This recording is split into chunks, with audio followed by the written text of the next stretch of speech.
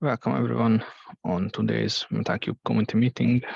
As usual, before that, so today is Wednesday, 8th of March 2023. My name is Adam Rosman. I will be your host, and as usual, we will start with introductions, but let's check the participant list. There are no new participants, so we can skip that. Usual reminders, if you feel that your project would benefit or your organization would benefit by adding itself to our adopters list, please do so. It would be a big help to the project. Just create a PR, modify this link in under Metal3 docs/adopters.md, and then you will be part of the list and the official adopters. Then the other one is the incubation proposal. I don't know. I think I mentioned last time that I have added some extra, mainly about the features, and looked into the CNCF alignment. Just one question. Maybe any of you remember whether the vSphere API provider is CNCF project or not? I was not able to figure that out. No idea. Okay. Otherwise, you know the deal. Feel free to comment and extend the doc. And then the first order of business is PR review requests. And the first comes from Tuomo. And this is accepted by the community, but it's still pending because tide is broken, and there is another PR that would fix the tide, and it requires an approval. I put there an RGTM. If you it's not accepting your approvers, who would need to approve this? Yeah, very few people, and no one from Red Hat is there. So okay. you need to ask your folks. Yep. We'll do so. Yeah, we're having a discussion in Slack actually right now, if this is a right fix or not. Tide is just being an asshole, like usual. Yes, I agree. Okay. But thanks for the flags.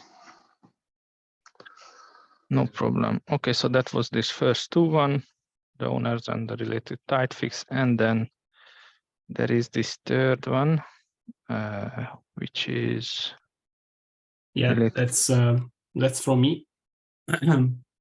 It was actually reviewed already, but I realized we have some issue with the CI and the first analysis made by Mohamed Bukhalfa.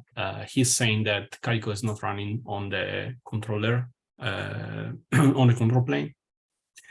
I'm not like a Calico expert, so just wondering how we can like check that, why it's not running. Also because like locally seems to work as far as I can see, and I'm not sure which changes that we did in the PR can actually influence that, honestly. I have some idea about it. In the Ansible scripts, we actually set in the past the Qualico deployment time to quite a short period. Okay. So it could fail just simply because the Ansible is impatient. And, right. and then it exits because out of the 10 try or 5 try or 9, maybe, I don't remember the official number or the original number, it cannot verify that Calico is running and then stops the execution. But I faced this issue on my own VM, and the fix was simply just that I raised the timeout or the period or the number of like retries, basically. That's it. At least in my case, that was a solution. And where could it be? Not the IP tables, not defaults. Just quickly, let me check. Prepare host. No. I think you have not touched anything. No. That's why it was a bit confusing Yeah. for me, because I couldn't like find anything that was related to that. Yeah, it happens time to time. I have local fix for it, like on my local branch, but I have to fix other stuff before I merge that. So if that was the cause of your failed jobs, both of them, then I just retrigger them because I don't think it's can help if you retrigger this, because I also tried locally and it was the same issue. We have also retriggered this test on the PR quite many times, and it was always the same issue.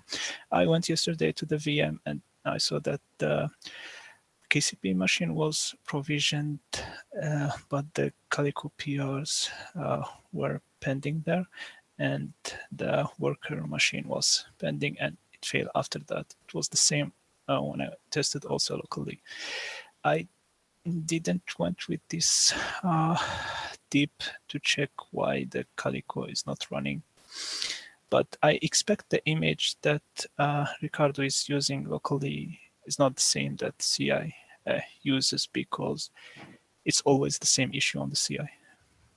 Yeah, I think like it's probably like different from the Metal3 CI. Okay. Okay. So what I would say, that just first try to add the increased retry of Calico deployment here in your change. If that doesn't help, then probably the firewall does something that that in your image is different. So like there might be a difference between how the firewall is managed, or I don't know, version of the firewall daemon, or these sort of things that I can think about, because I disturbed the networking, and then I have faced this timing issue with Calico. So could be similar for you, that it simply just increased your changes, increased the required time, or it could be that you are blocking it. But these are mostly interface related stuff.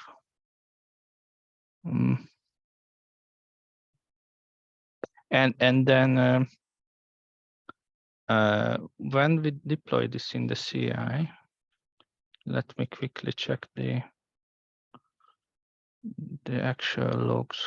What happens here? Where do you get the failure?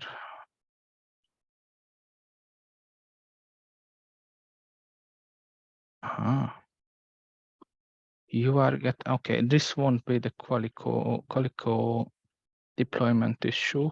I mean, not the unverified or unverifiable deployment issue, because that is an Ansible check.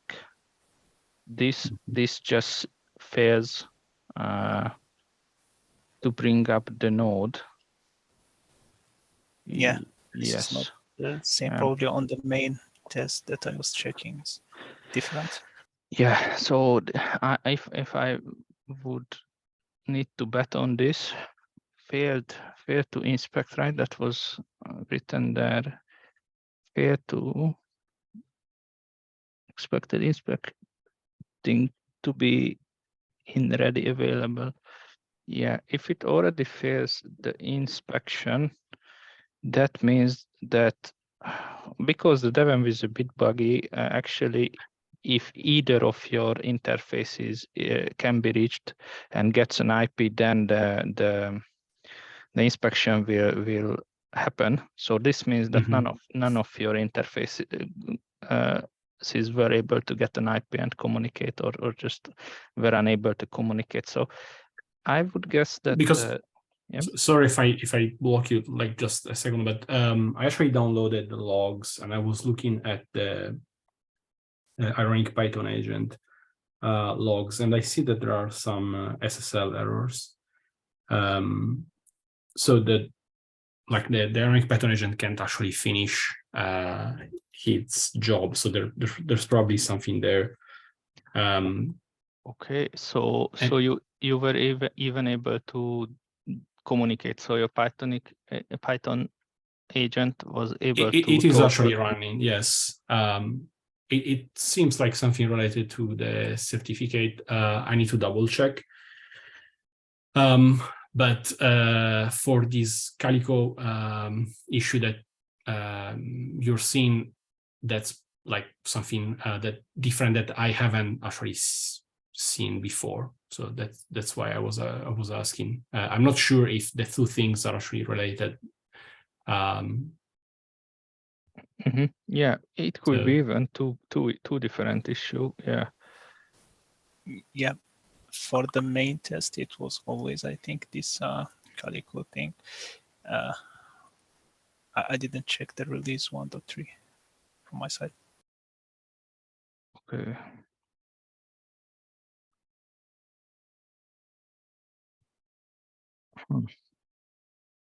And in your own image, it's your image.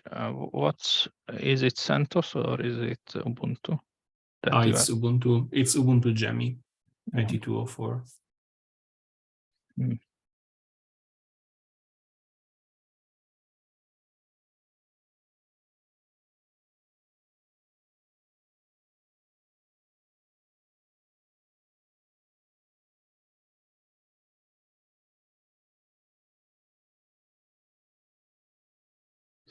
When you are checking the Ironic logs, check please whether it actually displays the correct address for the endpoint, because I don't know, I really remember that I have had errors in the past that was saying some SSL related things, but they were not even trying to connect to the correct address. So I see you were defining some subnets and such. So it could be that somewhere, but these seem to be so disconnected for me from the actual Ironic deployment. Anyways, for me, I would expect the firewall setup. Yeah. Yeah. Okay, I'll dig a little bit more, and well, if you have a moment and you can point out how to increase the Calico retries, that would be great. Yeah. Thanks. I can even do it now. Because we have time, we don't have that many. Adam, it's quite difficult to read the text if you can increase it. Yes, sure. And it was roles. And was it? You know, like looking at the logs now, I think we may have forgotten one port. I will double check later, but I think I see the problem now. But anyway, yeah, let's see with the Calico retries if it improves. But otherwise, they're probably two separate issues. Yeah. If you miss the port, that could be easily issue. And this will be the verify, I believe. This is pin, this is replace, apply, wait. Oh, it's here. So 9 times 20 seconds. That's the wait period for the Calico, and it is inside test roles, run test tasks, verify. But I actually have not seen this as the problem for you, because this throws a actual Calico, actual Ansible error. One other thing to check, I checked the integration and I haven't checked the 1.3, I think. And this is one, and then the other is, yeah.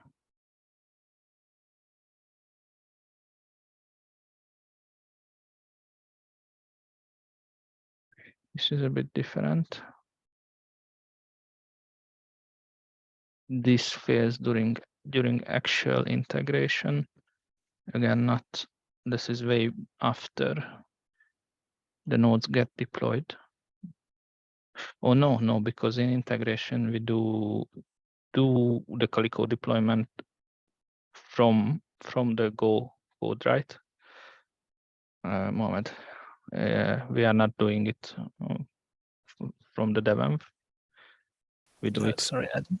Yeah. I mean, we in the E2E integration we deploy Calico and the manifests based on your E2E Go code. Yes. Yes. Yeah. Yeah. So in this case, it is not even related to the Ansible. Yeah. So you can try it, but in my opinion, it won't help you now that I checked it in detail. But it's there if someone is interested. If you have Ansible Calico verification error. All right. Yeah. Thanks. Okay. Then we had these, and then now there are the actual new topics. First, I think this is from Tumo.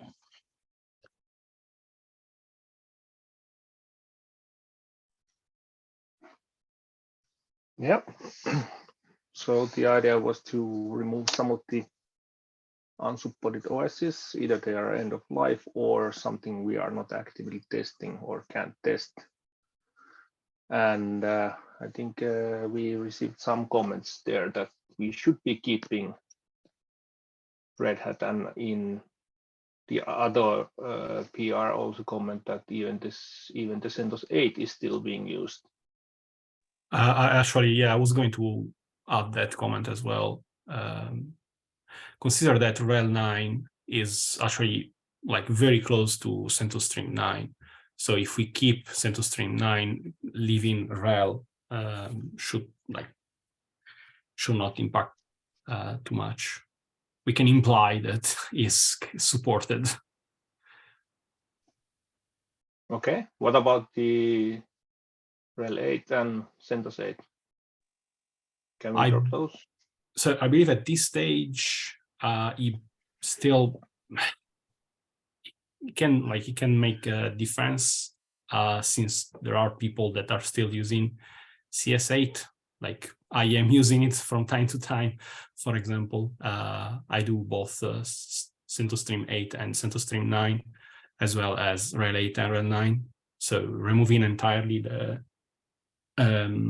support, it may cause me to just like hack the script to make it run.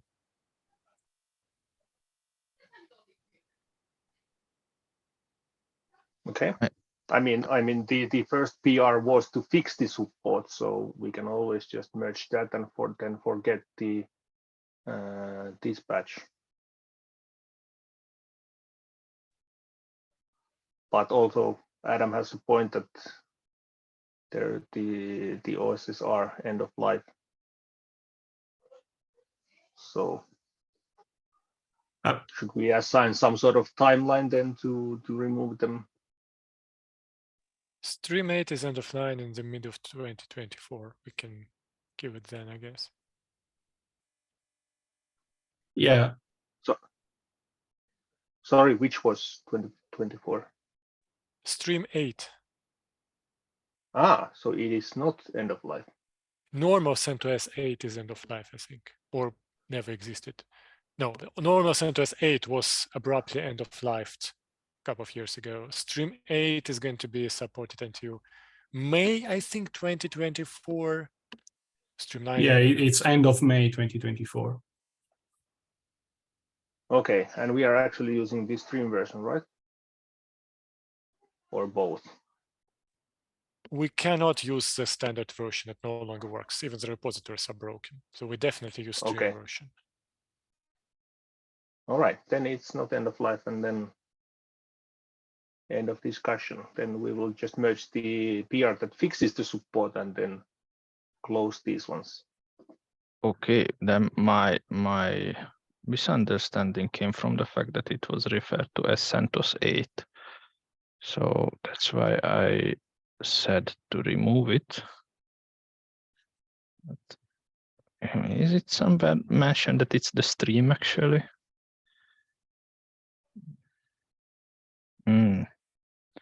So in the text, it is mentioned that it's stream 8, but in the variable, it's just 8. Okay.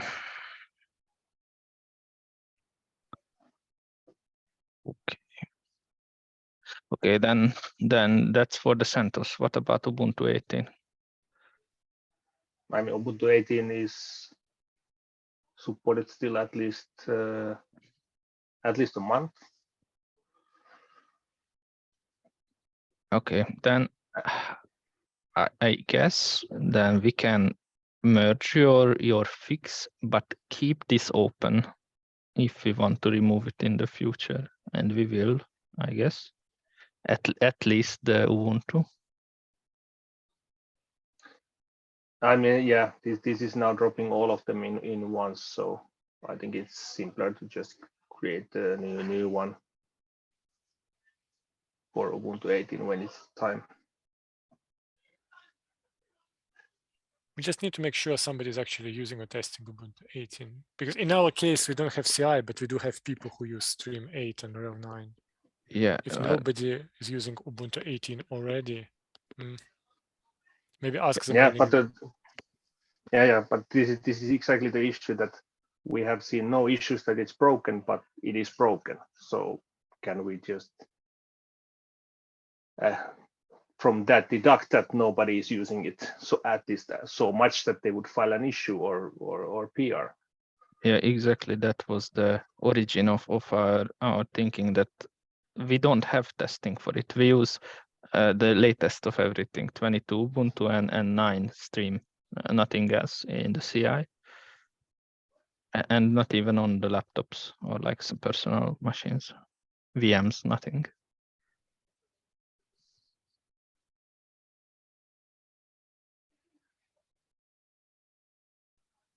And then the other thing is that if we just imply that we support RL 9, that's fine. We can add the comment, but if we would actually provide some CI for it to actually make sure that it works, then we would need, I guess, a license for that, because we don't have to run it that in would be the a bit CI. painful. I think what we did in Bifrost, we essentially said, we are testing with CentOS Stream 9 and we expect Rel 9 to work, but we're not testing that. And if it does not, please file the bugs. So we write something along these lines. Because we also cannot test Rel 9 directly, only through Stream. Yeah, okay. Okay, then I guess as we fix and then later remove as time comes. And I'm just wondering if we should kind of make it a bit more explicit that these are streams, mainly this, because I actually got confused. I thought it was the old CentOS 8 and just left there and nobody's using it. We need to check how Stream 8 actually reports itself, Stream 9 actually reports itself, because there's no There's no normal CentOS 9. There has never been. Yeah. So with time, CentOS will keep meaning only one thing. Okay. Yeah, that clears up the questions, I guess. Yep. Okay. Thank you.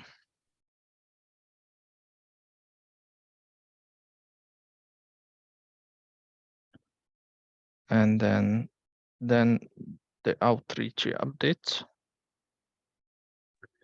Yeah, that would be just so since Monday we have the Metal3 outreach project available for the applicants, and we got a lot of applications. We are at 50 so far. So we are also starting to receive some like assignments completed, which is great. Just I wanted to apologize because I think there was a bit of chaos yesterday in the channel with a lot of people joining, and with all the outreachy stuff. So sorry for that. But it looks like it's going very well so far. And we will try to provide regular updates in the next weeks to inform you about the status of everything. And of course, once we decide for like which applicant to move to the status of intern, we will also share that information, so we can collaborate also on that. Thank you. So as far as I recall, and I may not recall correctly, you can mark your project as no longer accepting applicants. Yes, and we are actually thinking about that at this point, since we have already a lot of applications and a lot of people already submitted something. So at some point, we could decide to like just block the access to the project. I can also talk to the organizers about the situation, because if I have, I don't know, more than a dozen of successful applicants, maybe it makes sense to try to figure out a second project and maybe ask for outreach funds.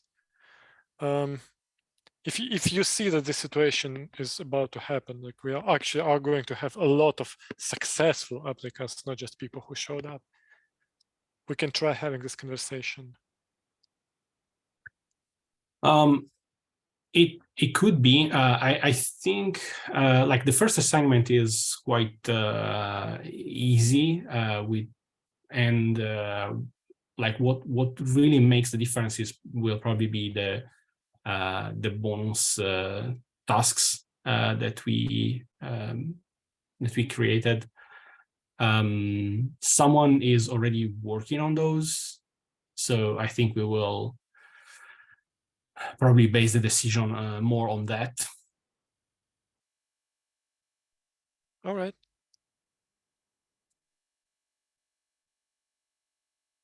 Okay, thanks for the updates. Thank you. It was actually good to see so many applicants. I don't think they caused any issue that they wrote into the common chat. It's fine, I think. So then you will select most likely one person to work on the MetaCube website, right? That's the plan. Yes. Mm-hmm. We have one place for one intern at the moment. Okay. Right, yeah, I think I was saying, if we end up seeing that we have, I don't know, 10 good candidates, I can try to negotiate having another person. We don't have budget from Red Hat for that, but we may apply in this case for outreach general budget. So the outreach organization itself has budget. They may not have budget for us. They may not agree to extend our project. Like, there's a lot of question marks, but if we see that we get into the situation, we may try to do that. Yeah, and another thing that at some point we're probably going to communicate like a shorter deadline for the first assignment, and like making clear that we will not accept more applicants or more works after that date. Yeah, I would say if you have, I don't know, several people successfully making the second assignment, that's maybe the time to just close applications. Yeah. There's no point to have really 12, 20 people who you have to reject. Yeah, right.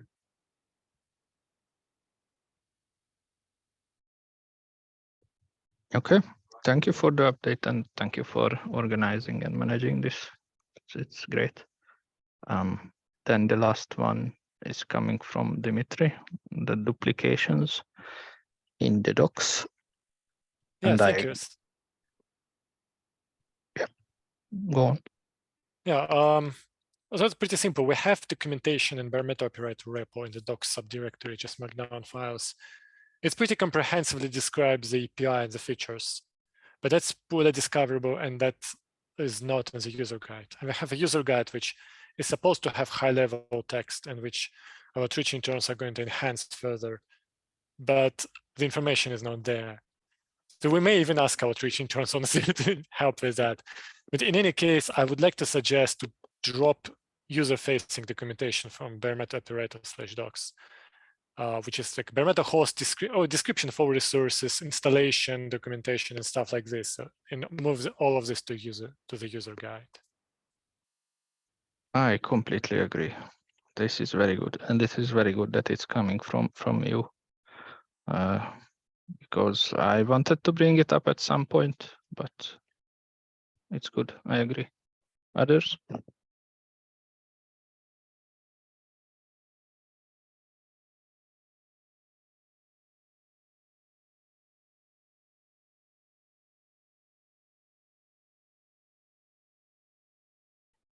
Okay, if nobody wants to add anything,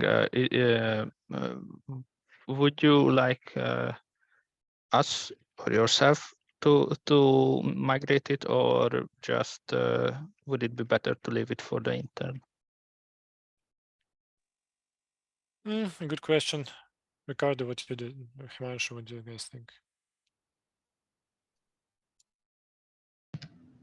I think the current work for the interns has already been kind of set. So if we want to add more, like probably what you suggested before, like maybe if we can get one more intern, we could think about this. But like, I don't know, like about changing the tasks for the current task part of the project. Okay, what I'm gonna do, I'm gonna create bugs in GitHub for each, in MetalCube Docs bug tracker for each of the documents we have, and leave them unassigned, and whoever has time, just as like other user guide bugs, whoever has time will just take them. Yeah, Maybe it's gonna be partly me, we'll see. Yeah, sounds good. Just please put the help wanted label, and then we can see it during the triaging. Yeah. Yep, will do. Okay, thank you. Okay, so that's it. That's the end of the agenda. Is there any other suggestion, problem, improvement, or request, or anything? I got one already, so I will already create the new like start the new minutes of meeting section for next week. So you will be able to write your ideas and agenda points for next week already from today. Is there anything else that you would like to add?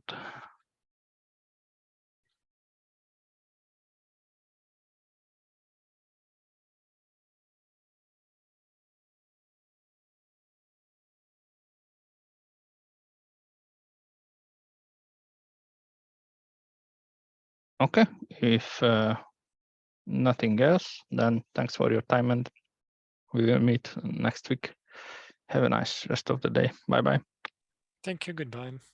Thank you, bye. Thank you. Bye-bye.